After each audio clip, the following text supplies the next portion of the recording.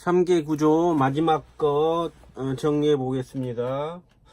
최상용하고 이기론을 이야기하고 페라스 서양철학의 기초인 페라스 앞에 이론으로 마무리하겠습니다. 최상용 이 개념을 먼저 기초적으로 이야기하겠습니다. 최상용 개념은 아주 유교나 불교, 동양 철학의 가장 기초적이면서도 가장 중요한 개념이에요. 이걸 모르면 이게 동양 철학 이해가 불가합니다. 근데 대단히 어려워요. 섞어치기 해놔서.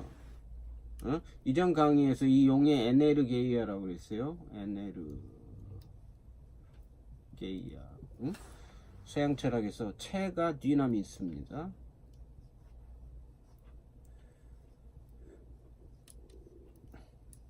그러니까 동양 철학, 서양 철학 똑같은 거예요. 아리스토텔레스가 말하는 에네르게이아, 디나미스가 이렇게 배대가 됩니다.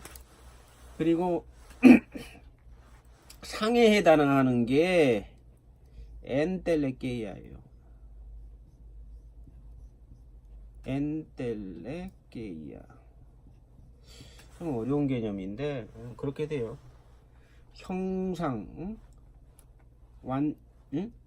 이게 지금 형상, 완전성, 완전체 이렇게 되는 거예요. 근데 결국은 얘네들한테 이게 완전체는 뭐겠어요? 이 악의 세력에게 지들의 완전체는 호모예요. 호모. 엽기적이죠? 악의 세력의 완전한 그 생물체는 얘들에게 완전한 형상은 호모 존재예요. 호모. 남성 호모도 되고 여성 레즈비언이도 되는 거야. 레즈비언. 그러니까 악의 세력의 최후의 아주 전사들이 얘네들은 정신적으로 완전히 정신적으로나 육체적으로 악의 세력에 완전히 지배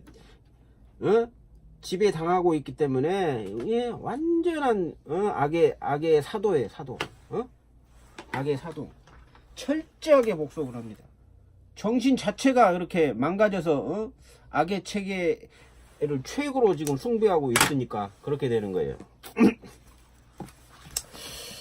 그럼 여기서 최상용, 이게 어려운 개념이라고 그랬죠. 최상용은 내가 여러 번 시리즈로 아마 이야기할 겁니다. 우리나라에 채용 관계에서 번역된 게 하나 있는데 중국 철학자가 쓴 거예요. 채용론에 대해서. 그거 한번 보시기 바랍니다. 중국 학자가 쓴 게 몇 권이 있는데 아직 번역은 안 됐고 딱 한 권 번역됐어요. 그거라도 보시기 바랍니다. 채용 관계에서 그렇게 특별하게 누가 언급하거나 정리해 놓은 게 별로 없어요.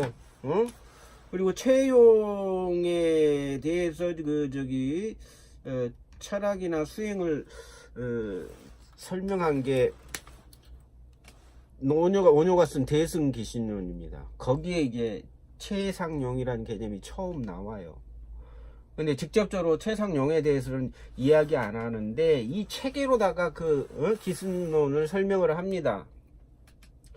그러니까 최상용에 대해서 알고 불교 철학을 좀 이해하고 기신론 체계를 완전 흡수해야 그 기신론 안에 있는 최상용의 철학 체계를 흡수할 수가 있어요.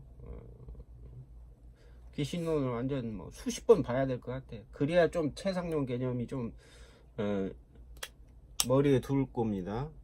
한두 번 봐가지고 안 됩니다. 기신론 자체가 또 어려운 데다가 그렇게 돼요. 근데 그걸 최상용 개념이 불교에서 나온 건데 이걸 이제 유교에서 갖다가 채용 관계를 많이 논하죠. 유교의 논리 자체가 채용이에요. 다른 서양 철학도 마찬가지고 기초가 그래요. 기초가. 에네르게이아, 디나미스, 엔텔레게이아. 요걸로 다 모든 운동이라든가 존재, 비존재 이런 거 설명해요. 비잉이니 비커미닝이니 뭐 이런 거. 여기서 운동이라는 거는 그 물질 운동 그런 개념의 운동이 아니에요. 아리스토텔레스가 말하는 운동은 아리스토텔레스가 저기 자연 철학에서 말하는 운동은 뭐 물체들이 운동하는 그런 개념이 절대 아니에요. 철학적인 개념이에요. 운동 개념을 통해서 사람들을 움직이게 만든다 그 말이에요. 정신을 세뇌시켜서 오토매틱으로 야들을 움직이게 한다. 그게 운동 개념이에요. 아리스토텔레스의 자연 철학이 절대 자연 철학 이야기를 하는 게 아니에요. 착각하지 마세요. 철학 이야기야, 철학 이야기. 그러니까 재밌는 건 메타피지카를 알아야 피지카를 알 수 있는 거예요. 여기서 이제 자연과학이 나오지. 그러니까 철학의 기본 개념과 체계, 형이상학을 알고 그 개념을 이해해야만 이 자연 철학을 알 수 있는 거예요. 그러니까 사실은 이 피지카가 더 자연 철학 위에 있는 거예요. 형이상학은 뭐라고 그랬어요? 하늘에 요게 형이상 천에 대한 이야기라고 그랬죠. 근데 피지카는 요 지에 대한 이야기예요. 여기 피지카가 지옥에 대한 이야기라고. 요걸 알려면 천상 개념을 제대로 이해해야 되는 거예요. 천상 개념을 뒤집어서 이야기하기 때문에 요 피지카도 메타피지카도 이게 천 개념을 내 시리즈에서 쭉 나오지만 이 정신 개념을 뒤집어 놓은 거예요. 그게 메타피지카. 왜? 뒤집어 놔서 이제 결국은 지개념, 물질계를 설명하기 위한 기초로서 요 메타피지카를 이야기해요. 그 다음에 그렇게 나온 다음에 운동이니 뭐니 여러 그걸 이제 마치 자연 현상처럼 이야기를 하지. 근데 절대 이게 자연 현상이 아니라 이게 진짜 철학이에요. 근데 그걸 이제 물질 과학화해서 어떤 소설을 쓰는 게 자연과학이고, 자연과학 자체도 결국은 철학이에요. 요거의 변형일 뿐이야. 다 철학이야. 실제 자연 현상하고는 아무 상관이 없어요. 자연 철학. 철학, 자연과학 자체가 성립 불가능하다고 그랬죠. 왜? 본 사람이 없으니까 실험 자체가 불가능해. 증명할 수도 없고. 다 사기야. 다 철학일 뿐이에요. 철학 이야기야. 그건 나중에 이야기할 거고. 여기서 채용 관계. 그러니까 우리가 알고 있는 채용도 이게 아니잖아요. 지금 내가 지금 설명하는 건 거꾸로 이야기하는 거예요. 지금 얘들이 이야기하는 거는 채는 요걸 지금 채로 잡아놨어. 채로 요걸 채라고 하잖아. 요걸 용이라고 하잖아요. 아들은. 응? 이기론도 얘들은 이걸 이라고 해놨잖아요. 응?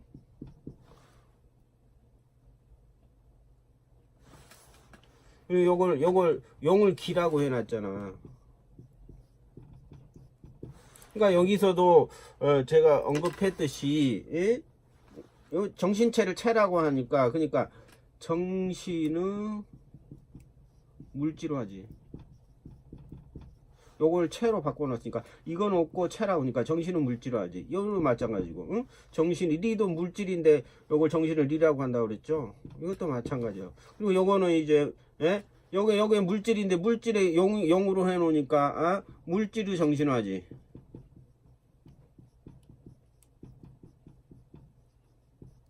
응?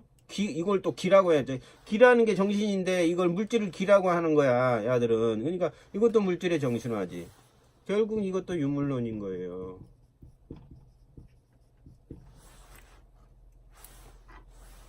이해했습니까? 이거 기체예요. 체형 개념에. 그러니까 체라는 것은 어떤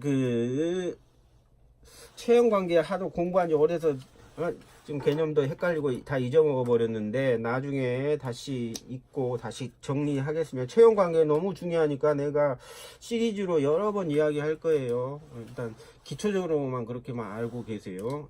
기본적인 체는 이건 본체라는 거예요. 이거 체가 몸뚱아리라는 거 아니에요. 그러니까 그걸 생각하면 그냥 당연히 물질이라고 이 사람들은 생각을 해야지. 근데 이걸 체를 이거 정신 개념으로 생각하게 지금 얘들은 이야기하는 거예요. 체야자 본체가 뭐예요? 몸이야 몸뚱아리야. 본 몸뚱아리라는 거예요. 어떻게 본 몸뚱아리겠어? 물질이 본 몸뚱아리인 거예요. 물질을 진료가 몸뚱아리인 거야. 용은 작용이지 작용. 응? 용은 작용이란 말이 준말이야 작용. 응? 쓴다는 건 누가 쓰는 거야? 정신체가 쓰는 거지. 사람이 쓰는 거고. 응? 그러니까 여기 영이 이게 주체주 주체. 예? 주체고 이건 객체지. 체가 이렇게 되는 거예요. 근데 야는 뒤집어 놨지. 이게 주체고 이거 객체지. 그렇게 된다고 그랬잖아요. 원래 여기 지하책에는 이거 뒤집혀서 물질 여기 영이 스피릿. 이게 체인데 이게 체예요. 체. 이게 용이고 용은 여기 지상에 있는 사람이라고 그랬죠. 근데 귀신이 나오려면 이게 용이 돼야 되는 거지. 안 그래요? 용이고 이게 체가 돼야 되는 거야. 애들 논리상으로는. 응? 그래야 이게 용이 돼야지. 이게 주체가 돼야지. 이 지하세계에 영이 살아있다는 영이라든가 귀신이라든가 이게 이런 것들이 마귀라든 이런 게 실지한다는 걸 증명할 수 있을 거 아니에요. 이게 체가 되면 안 되지. 용이 돼야지. 응? 사기치려면 이게 체야 되고. 근데 그래서 이거 기적 같은 걸 조작한다고 그랬죠. 근데 실질적으로는 이게 체인 거지. 이게 용이고. 응? 이 인간들 집권 세력들 특히 호모들이 애들을 이 몸체를 귀신의 몸체를 조종하는 거예요.